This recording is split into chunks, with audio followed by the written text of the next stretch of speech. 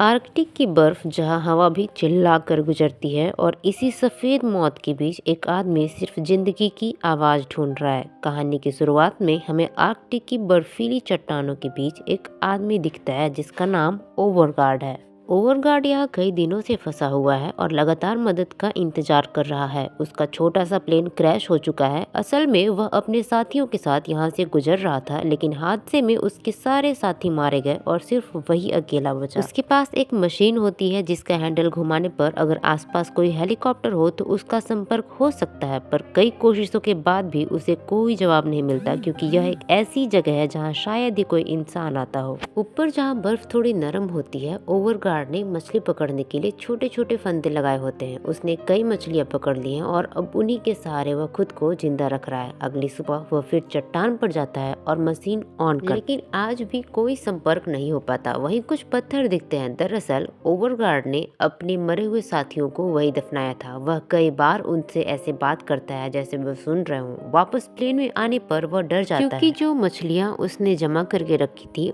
वह अब नहीं थी। पहले उसे लगता है कि शायद कोई और सर्वाइवर है, लेकिन थोड़ी दूर उसे पोलर बियर के पैरों के निशान दिखते हैं। उसे समझ आ जाता है कि यहाँ एक खतरनाक पोलर बियर घूम रहा है। वह तुरंत प्लेन के अंदर भाग जाता है। अगली सुबह बाहर तूफानी हवाएं चल रही होती है, लेकिन फिर भी वह अपनी मशीन लेकर चट्टान पर जाता है ताकि किसी तरह संपर्क हो सके। जैसे ही वह मशीन घुमाता है उसमें ग्रीन लाइट जल जाता है, यानी कि पास में कोई हेलीकॉप्टर है। बर्फ की धुंध में उसे एक हेलीकॉप्टर नजर आता है। ओवरगार्ड फ्लेयर जलाता है और हेलीकॉप्टर उसे देख लेता है, लेकिन तूफान उसे जमीन पर गिरा देता है। हेलीकॉप्टर क्रैश हो जाता है। ओवरगार्ड दौड़कर वहां पहुंचता है। पायलट मर चुका होता है, लेकिन एक लड़की जिंदा होती है, बुरी तरह घायल। वह दरवाजा तोड़कर उसे बाहर निकालता है और खींचते हुए अपने प्लेन तक लेकर जाता है। अंदर पहुंचकर लड़की को थोड़ी देर के लिए होश आता है, लेकिन वह उसकी भाषा नहीं समझती। ओवरगार्ड उसके पेट के गहरे घाव पर स्टिचेस लगाता है। लड़की फिर बेहोश हो जाती है। ओवरगार्ड उसके लिए एक नोट लिखता है, मैं जल्द ही वापस आऊंगा। वो धीरे धीरे लड़खड़ाते कदमों से हेलीकॉप्टर के पास जाता है जहां पायलट की लाइफलेस बॉडी पड़ी होती है। ओवरगार्ड चुपचाप उसकी कब्र बनाकर ऊपर पत्थर जमाता है, जैसे आर्कटिक की खामोशी में एक और राज दफन हो गया। इसके बाद वो हेलीकॉप्टर को ध्यान से चेक करता है। अंदर उसे आर्कटिक का एक मैप मिलता है, मतलब कि शायद अब उसके पास इस सफेद मौत से निकलने का एक रास्ता है। उसे कुछ जमे हुए नूडल्स और एक स्टोव भी मिलता है। महीनों से वो सिर्फ कच्ची मछली खाकर जिंदा था और अब आखिरकार उसके पास एक पका हुआ खाना खाने का मौका है। उससे वहाँ पायलट, उस जख्मी लड़की और एक छोटी सी बच्ची की फोटो मिलती है। तस्वीर देखते ही उसकी रूह हिल जाती है। ये एक फैमिली थी और कहीं न कहीं ओवरगार्ड की वजह से पायलट की मौत हुई, क्योंकि उसी को बचाने के लिए पायलट ने हेलीकॉप्टर मोड़ा था और वहीं उसका क्रैश हो गया। इस बात का बोझ उसके दिल पर और भारी हो जाता है। वो सारा सामान लेकर वापस अपने प्लेन में लौट आता है। तभी उसे बाहर से आवाज आती है। मछली वाले ट्रैप तक पहुंचकर वह देखता है एक बहुत बड़ी मछली फंस चुकी है। वो उसे खींचकर प्लेन में लाता है, स्टोव जलाता है और नूडल्स और मछली पकाता है। 6 महीने लंबे समय के बाद ये उसका पहला गर्म खाना होता है। वो लड़की को भी थोड़ा खाना खिलाता है और फिर मैप को गौर से देखता है। मैप बताता है कि कई किलोमीटर दूर एक रेस्क्यू पॉइंट है जहाँ हेलीकॉप्टर्स आते हैं, लेकिन तापमान जल्द ही -40 डिग्री से -50 डिग्री तक गिरने वाला है और इतनी ठंड में इंसान का जिंदा रहना लगभग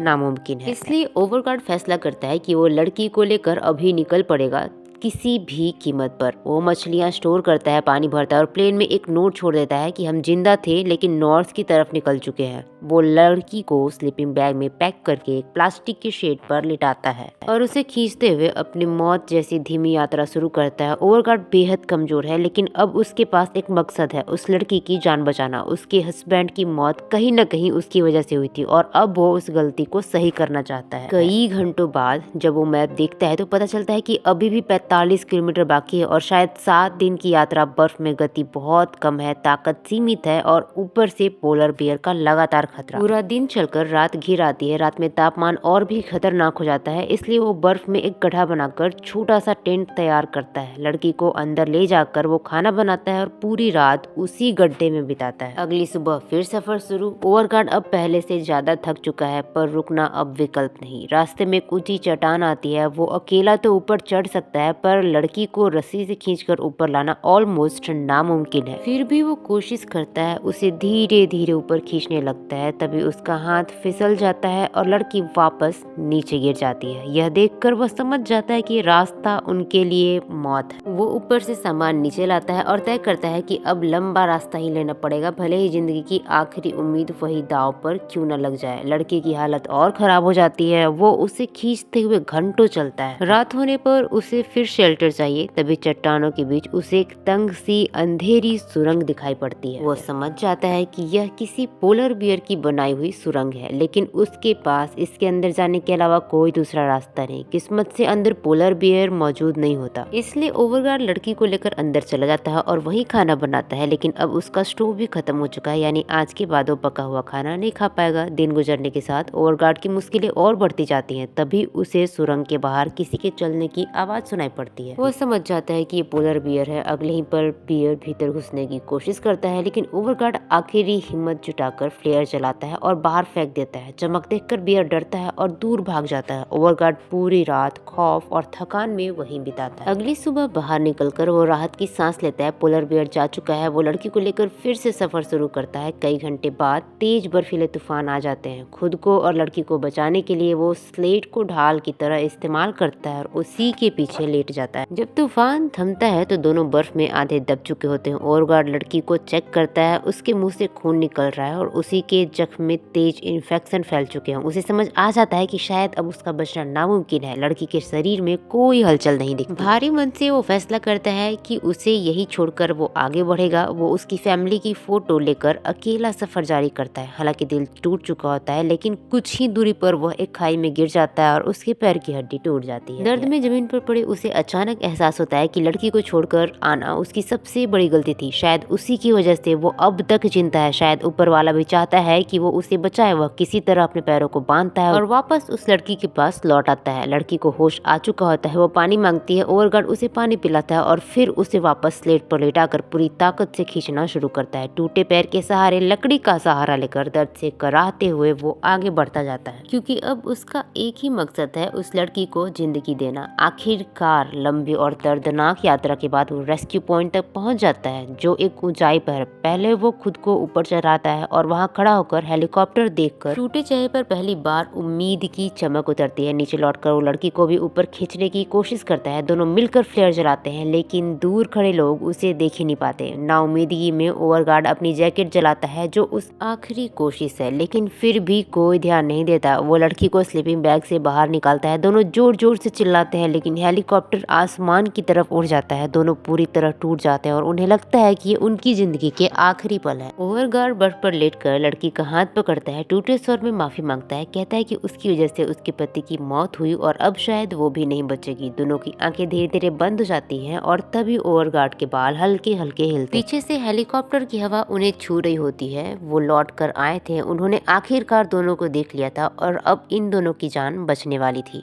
ओवरगार्ड जो खुद वहाँ 6 महीने से फंसा हुआ था, उसने एक लड़की की जान बचाने के लिए फाइनली उस जगह को ढूंढ निकाला जहाँ से ये रेस्क्यू किए जा सकते थे। फाइनली दोनों वहाँ पहुंच और ये कहानी यहीं पर खत्म हो जाती है। अगर आपको ये कहानी अच्छी लगे तो प्लीज हमारे चैनल को लाइक, सब्सक्राइब और शेयर करें। मिलते हैं नेक्स्ट वीडियो में।